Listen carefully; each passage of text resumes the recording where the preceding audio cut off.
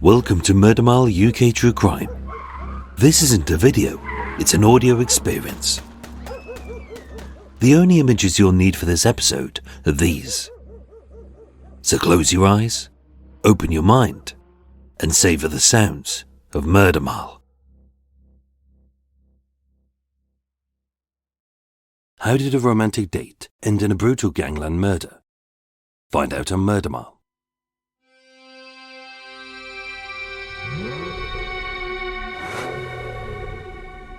Today I'm standing on Berkeley Square in Mayfair, W1. 1 street south of John Weston's flat. 1 street east of the killing of Roberto Troyan. 2 streets west of Annie Sutton and the stalker within. And a few doors down from the spree killer who forgot to pack a map. Coming soon to Murder Mile.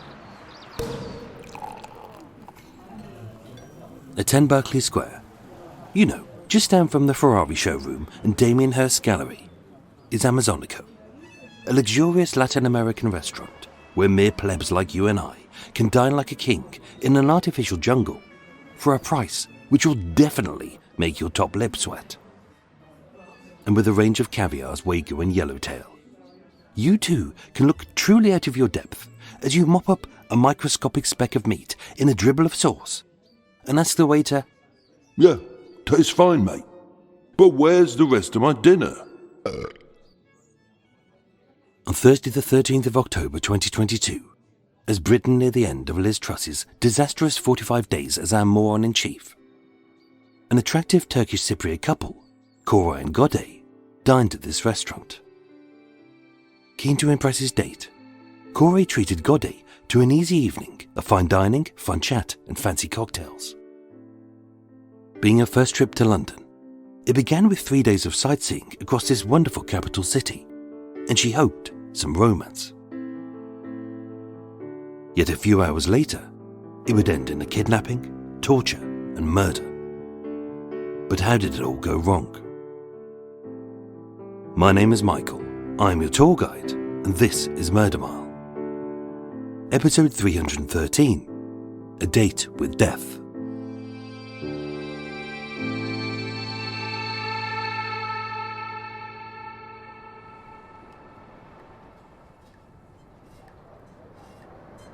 It was dark. Everything was dark. As across Gozde's face, a blindfold blocked out every hint of light, so when she came to, she didn't know if it was day or night. Hours before, her makeup had been pristine, but now it ran black rivers down her cheeks as hours of tears had left it smeared. She was scared, but what she felt most was pain as her nose was swollen, maybe broken, as blood dripped down her chin. Briefly, she couldn't remember where she was and she couldn't see. But even through the blood and snot, with an overpowering smell of shit and piss, she knew she was sat on a toilet, but it wasn't hers or any place she knew.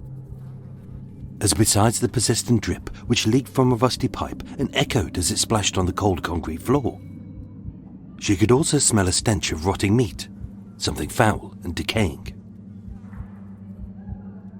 Gozde couldn't reach out to feel what was around her, as her hands were bound to her tight ankles, leaving her bent in a painful position which made her legs cramp. But as she stretched out her legs, her boots quickly clipped the sides of what appeared to be tiled walls of a cramped toilet cubicle. Hours before, with her blonde hair freshly coiffured, wearing black boots, black leather trousers, a cream top and a cream trench coat, all stylish and expensive, she was dressed for a dream date in a high-end restaurant with a handsome man she liked but barely knew. And it had ended in a nightmare. She knew she was the victim of a kidnapping by maybe 10 or 15 men whose language she didn't speak. And from a nearby room, she could hear them beating and torturing someone, like hyenas attacking their prey. She was petrified. But was she next?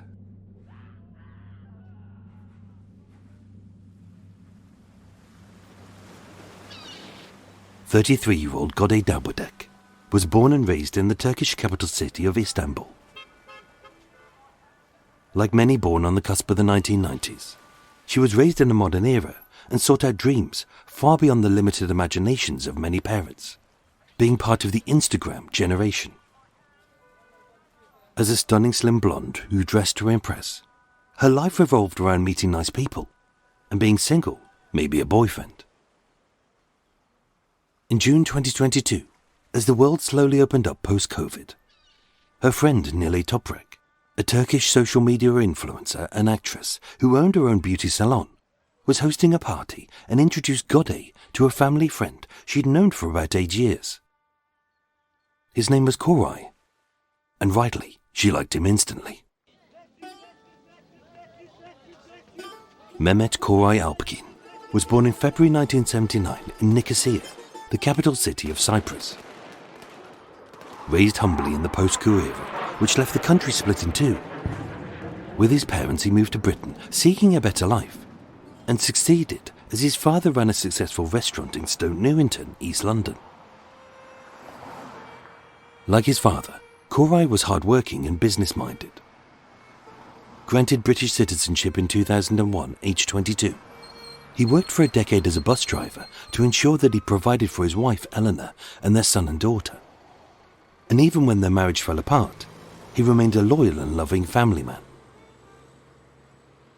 Like Gozde, he didn't want to work a thankless job for wages. He wanted to live the dream. And as a tall and handsome man with a smooth voice and a warm personality, in his spare time he worked as a DJ at LTR, a pirate radio station which broadcast to North London's Turkish Cypriots. He was popular, successful, and being savvy, he later owned the radio station, renaming it Bizim FM, the Turkish word for ours. And although pirate radio might suggest it was operating illegally, as many did, in 2010, Koray got a suspended sentence under the Wireless and Telegraphy Act as its transmitter was on top of a tower block and risked scrambling air traffic control. But having reshaped the business, today Bizim FM is the only fully licensed Turkish radio station broadcasting 24/7 outside of Turkey and northern Cyprus. Koray was a well-liked and popular figure in the UK's Turkish community. As a DJ, he mentored many singers and songwriters, giving them their first taste of fame and success. And nobody ever had a bad word to say about him. Koray was very loyal, someone you could rely on. He was funny. He loved to laugh. He was always kind, a true gentleman. And dedicating large chunks of his life to raising funds for children's cancer charities. He was widely regarded as a pillar of the Turkish community. And although maybe not well known to those outside of his circles, Koray was a celebrity. He lived the high life. He wore stylish clothes. He drove a £35,000 Audi. He dined in fancy restaurants. And on his Instagram feed, he was photographed with rappers like P. Diddy, Steffan Gordon, and the chef Salt Bae. In June 2022, while DJing a club set in Turkey, Koray met Gozde and the two hit it off. As a single man looking for love and finding a stunning single woman who liked him, they began as more than friends and wanted to see if this long-distance love could last or maybe be bettered. Koray invited Gozde to London. On Monday the 10th of October, Gozde arrived at Heathrow Airport and spent 5 days with Koray. He showed her the sights. They dined at fancy restaurants. She met his friend Mehmet, who ran Mem and Las, a brasserie in Islington. And even though they didn't know each other well, he was affectionate, kind, and gentle. It seemed like a bright and shining future was blooming for both of them. Only a dark cloud was looming, and death would blindfold her eyes.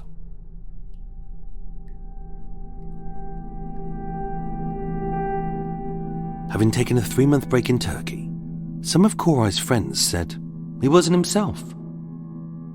And having returned to London in the weeks before Gozde's visit, his gym buddy Perveen said, "He's always been a happy-go-lucky guy, but I could tell that he was very stressed. He goes quiet when he's stressed. He said he had a lot on his mind." In his stylish flat on the salubrious Ebony Crescent in Enfield, Although he exuded success, hidden in a drawer was later found several county court judgments owing to his outstanding debts. He hadn't paid his council tax, and he'd received a solicitor's letter as his Audi sports car was about to be repossessed.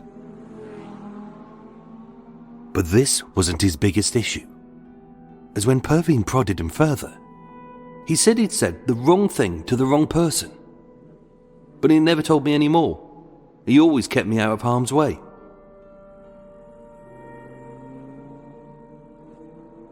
On Saturday the 24th of September 2022, 2 weeks before Gozde's visit, Koray heard an odd rattling coming from underneath of his car. Perveen joked, "Are you sure your car hasn't been bugged?" He went quiet, and later he became paranoid about a white van he said he'd seen several times before, parked up within sight of his flat. As Joseph Heller wrote in Catch-22, Just because you're paranoid doesn't mean they aren't after you. And they were after him, as just one day before, a tracker had been fitted to the underside of his car. They watched where he went, who he saw, and waited for the moment to strike. But why? His father believed they were jealous of his lifestyle and wanted to extort £150,000 from him, which he didn't have. But the evidence bore all the hallmarks of being linked to organised crime, possibly drug-related. Chris Benayla, KC for the prosecution, stated, It is unclear how he came to the attention of an organised crime group. They believed he had something of value, money or drugs. It is also rumoured that Koray was involved in a drug deal for the Hackney Bombers, which infuriated their Tottenham rivals. The crime-ridden borough of Hackney is dominated by two rival OCGs, who sell narcotics across Britain through young and impressionable men and boys who mistakenly believe they'll get rich living the gangster lifestyle, but are trapped by threats and debts, meaning death to themselves and their families. The Tottenham Turks and the Hackney Bombacillers have amassed hundreds of millions of pounds via drug trafficking, gun running and money laundering through so-called legitimate businesses like minicabbing, barbershops, kebab shops and American candy stores. But just mere morsels of those millions go to the grunts on the ground, as the lion's share go to the unseen invisible bosses who live the high life abroad and take very little risk. Given orders through a faceless chain of terrified middlemen, by the time these brainless underlings hear what it is their bosses ordered them to do, they have no clue why they're doing it, or who to. They only know their little part in this evil game, as until they rise up the ranks, they're disposable. The men who were ordered to perpetrate this horrifying attack were mere bit players in the Tottenham Turks. They were Tejean Kennedy, 33 of Cricklewood, Ali Kavak, 26 of Tottenham, Samuel Owusu-Opoku, 36 of Wood Green, Steffan Gordon, 35 of Northolt, Yigit Hurman, 19 of Muswell Hill, Ali Yildirim and Cem Orman both fled to Turkey, so very little is known about them, and they all mostly had minor offences, which was why they were used to do this dirty work. Isay Stoyanov was a 44-year-old Bulgarian decorator and father of three, with drink driving and possession of cannabis offences. Kyrie Mitchell-Peart, 32, a father of five, who had convictions for burglary, possession and driving offences, as well as 18-year-old Dylan Weatherley, who had two convictions for possession of an offensive weapon, and having been a runner in this County Lions gang since his mid-teens, he also had one conviction for possession of Class A drugs and intent to supply. As with many boys, he frequently went missing from his home. His mother was concerned, and even though he'd returned back home in January 2022, that October, as his orders came down, he vanished again. In the early hours of Tuesday the 11th of October 2022, the day after Gozde's arrival, a second tracker was fitted on the underside of Koray's Audi to replace the first, as they needed to know his exact whereabouts as the attack drew nearer. Yet even at that very close hour, these underlings had no clue what was coming. Dylan Weatherley, Isay Stoyanov, and Kyrie Mitchell-Peart only became involved that day, Thursday the 11th of October 2022, with many only recruited that lunchtime, having met at a Turkish cafe at 79 Pretoria Road North, not far from the newly refurbished Tottenham Hotspur Stadium. With so little time or information, given their orders from up on high, they hastily pieced together some sort of plan, and everyone had a job to do. Dylan's role was to remove the car's tracker after the attack. And that was it. No one knew why they were doing this, except them being told to do so. And as far as we know, none of them had met the target. That day, after a tour of London sights, at 6:30 p.m, Koray and Gozde dined at Amazonica in Mayfair, the Latin American restaurant at Berkeley Square. Gozde called her mother to tell her it was all going well, and after a glass of chilled champagne, at 9:30 p.m, they drove into the night, unaware they were being tracked. As the Audi drove 10 miles north, Ali Kavak's VW Polo tailed them up Camden, Kilburn, and into Barnet. He texted their progress to the boys in the white Fiat Doblo van parked just near Koray's flat, and they had Junior Kettle in a Ford Focus in case Steffan Gordon, who had the knife, needed a fast getaway. As seen on CCTV and several Ring doorbells on this very desirable street, the Audi pulled onto Ebony Crescent and he parked it on his drive. It had been a lovely day. They'd had a nice meal, and now they planned to head in and unwind with a glass of wine, and maybe a kiss, as Koray turned off the engine. It was then that the gang pounced. These 8-masked men grabbed Koray, pulling him from the car, as Gozde froze in terror. He tried to run, but was caught. He fought back, but was outnumbered, leaving a blood-stained fragment of his shirt behind as he struggled. And as they frog-marched him to the van, a masked man with a knife ordered Gozde to shut up and get out. Get out! As she was kidnapped too. The vehicles fled. It took less than 30 seconds. Dylan Weatherley removed the tracker, as was his role. And when convicted, the judge stated, "That was the most significant part of your role in these events." Only everyone had a job to do. But who did what to whom will never be known.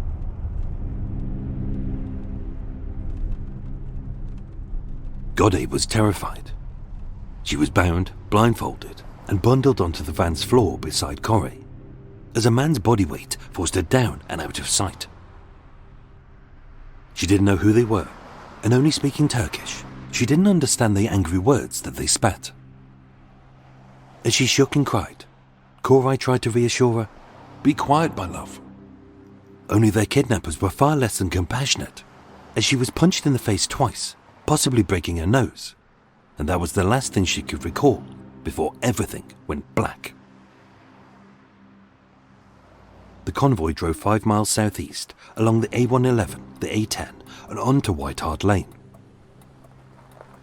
Between two crumbling mid-Victorian houses at 4 and 6 White Hart Lane, they entered a small industrial area at the back of the shops and stopped.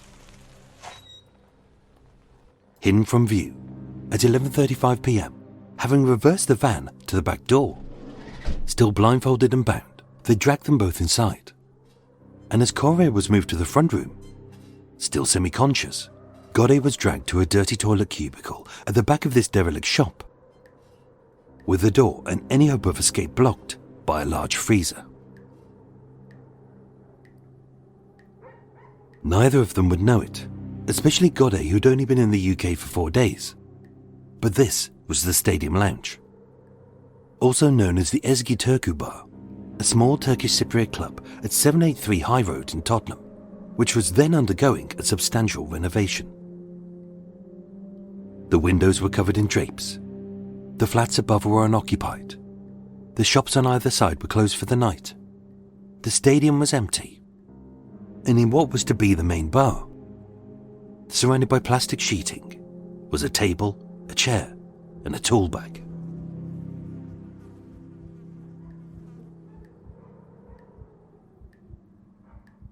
Gozde never saw it, but she could feel and smell that she was sitting on a rancid toilet in a strange building in an unknown part of the city. Stripped of her coat, she was shivering as the night had dropped to just 8 degrees. Tied up and blindfolded, even if her phone hadn't been taken, she couldn't call anyone. If she screamed, she had no idea what would be done to her by the 10 to 15 men she heard shouting in the next room. And she had no idea why she was there. But as every so often, one of the men would feed her scraps of chicken and potatoes. It became clear that she wasn't their intended target. Through the bare-tiled walls of the toilet, she heard the sounds of Koray's panicked voice as he pleaded in English to his captors. She also heard his cries as he was beaten and his screams as he was tortured. We will never know if he told them what they wanted to hear, if he knew it at all, if they kept beating him not knowing when or how to stop, or if the plan from their bosses had always been to kill him. First they stripped him of his clothes, as his torture had been designed to hurt and humiliate him. Tied to a chair flanked with plastic sheets, they bound his hands in front of his chest with a red cloth, then demanded answers to their boss's questions.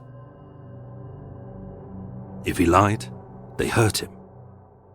If he half lied, they hurt him. If the truth wasn't what they wanted to hear, they hurt him. And if he said nothing, they hurt him. For hours he was punched and kicked with a volley of fists and feet in the softest parts of his body. Linear bruises to his chest showed that they beat him with a baseball bat, breaking 14 of his 24 ribs. In his torture, they repeatedly strangled him with a ligature, allowing him just enough air to speak. And upon his bare feet, they stabbed the soles with a sharp knife and burned them with boiling water so they degloved. It's uncertain whoever his torturers were, if they'd done this before, if they were ordered to hurt him in a certain way, or if they revelled in sadism. As not only did he have wounds to his genitals, but also tearings to his rectum. And although we'll never know what they inserted into him, a mop handle was found. A post-mortem identified 94 separate injuries to his body, such as cuts, bruises, black eyes, strangulation marks, a fractured eye socket, bruising and tearing to his genitals and rectum, and a hard blow to his head which resulted in brain damage. Dr. Swift, the pathologist, stated, There was no doubt he was tortured to death. Mercifully, he couldn't have survived these injuries for more than a few hours. No more than 6 at the most. And having died in the early hours of Friday the 14th, he was of no more use to the gang.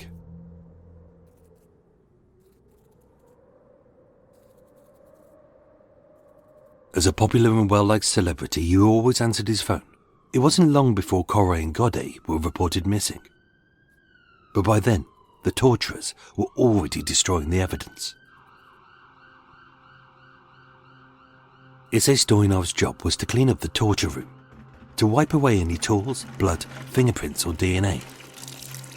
But just like the others, lacking experience and with the plan cobbled together at the last minute, he had no idea what he was doing. He left behind a shirt, a dustpan, a kettle, a plastic cup, a can of Red Bull, 2 bottles of bleach, the mop handle, the tracking device from underneath the Audi. Drops of Koray's blood was found on the table. Isay and Gozde's fingerprints were found on the fridge which blocked the toilet door, and his DNA was found on the inside of a blue latex glove, which he'd used to carelessly clean up. Early on the Saturday morning, roughly 31 hours after the kidnapping, Ali Kavak was seen clearing out the back seat of his own VW Polo, which detectives later found CCTV footage of, with him in tailing Koray's Audi. At 6:43 a.m, a camera caught him driving to an industrial unit on the nearby Triumph trading estate at 1 Tariff Road in Tottenham. Inside, they moved the body into the boot of a stolen Renault Megane. In convoy with a white Fiat Doppler, they drove 10 miles northeast to Loughton. And just shy of the Oakwood Hill Industrial Estate, they dumped the body in woodland, just beside the road, wrapped in a carpet. Therefore, it's no surprise that at 11:55 a.m., just a few hours later, the body was found by a dog walker. And with him tied up and tortured, although his ID was missing, he matched Koray's missing persons report. As for the other evidence, Koray's phone was carelessly dumped. The Renault Megane was burnt out in Walthamstow marshes, with a van in Markfield Park, yet even with false registration plates, their VI numbers were still legible. Ali's VW Polo was cleaned out, but still contained significant forensic evidence. And the embarrassingly named Junior Kettle set fire to Koray's clothes in a friend's garden in Stamford Hill, but was seen on camera taking the ashes to the canal. They thought they had destroyed every piece of evidence which could link them to the murder. All that remained was one key eyewitness to the kidnapping and the torture. Gozde. By 4 p.m. on Saturday the 15th of October, with her body weak and exhausted, having spent 41 hours trapped in the dank and cold toilet cubicle, some of the masked men returned. Moving the fridge, they opened the door. As it was cold, they gave her a large green jacket and a beanie hat. And in the VW Polo, they drove her 10 minutes up the road to an unknown spot. Having heard Koray's death, she was trembling and terrified as to what would happen to her. Only she was no part of the plan, just an unfortunate bystander. They didn't want her, they didn't need her. And having told her not to call the police, they gave her £40 for a taxi and then let her go. With no phone, no knowledge of where she was, and a very basic grasp of English, she only knew one person in London. Mehmet, the owner of Mem and Laz's Brasserie at 8 Theberton Street in Islington, didn't recognise Koray's date, having met her just once a few days before. As with her eyes and nose bruised and bloody, I thought she was a beggar. She looked very rough. Until he saw the fear in her eyes and called the police. Taken to Kentish Town Police Station, she gave a statement. And although she was placed on special protection, not wanting to be here any longer, she fled the country 5 days later and never returned. The investigation was headed up by Detective Chief Inspector Matt Webb, who described it as one of the most complex my team has ever dealt with. And although, as the only eyewitness, they couldn't compel Gozde to recount her story in court, as she was already traumatized enough, we cracked this case through painstaking and lengthy analysis of CCTV, phone records, and of course the evidence left at the crime scenes. Across the year, although Ali, Yildirim and Cem Orman had fled to Turkey, all of the gang were arrested, as well as others who had aided their crimes. And although some of them confessed to their small part, others claimed coercion and threats on their lives. But it was all redundant, as Crispin Eilert, KC for the prosecution, stated. We do not know who killed Koray, nor do we know who participated in the violence. But under joint venture, they could all be held accountable for his murder, even if a number of them played different roles in the plan.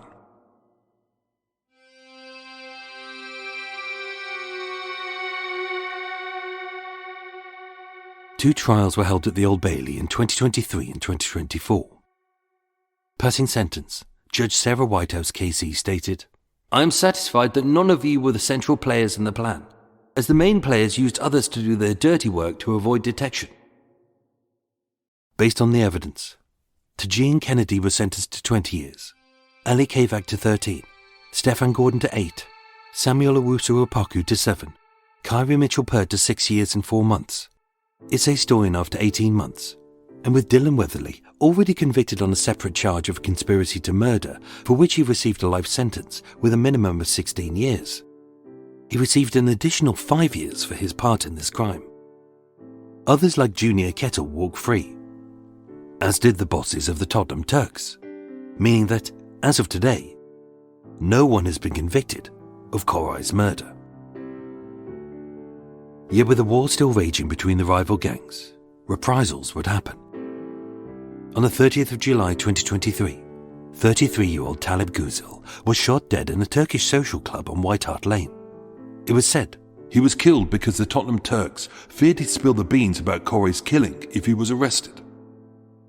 in January 2023, 27-year-old Ibrahim Guraz was shot and paralysed in a planned execution.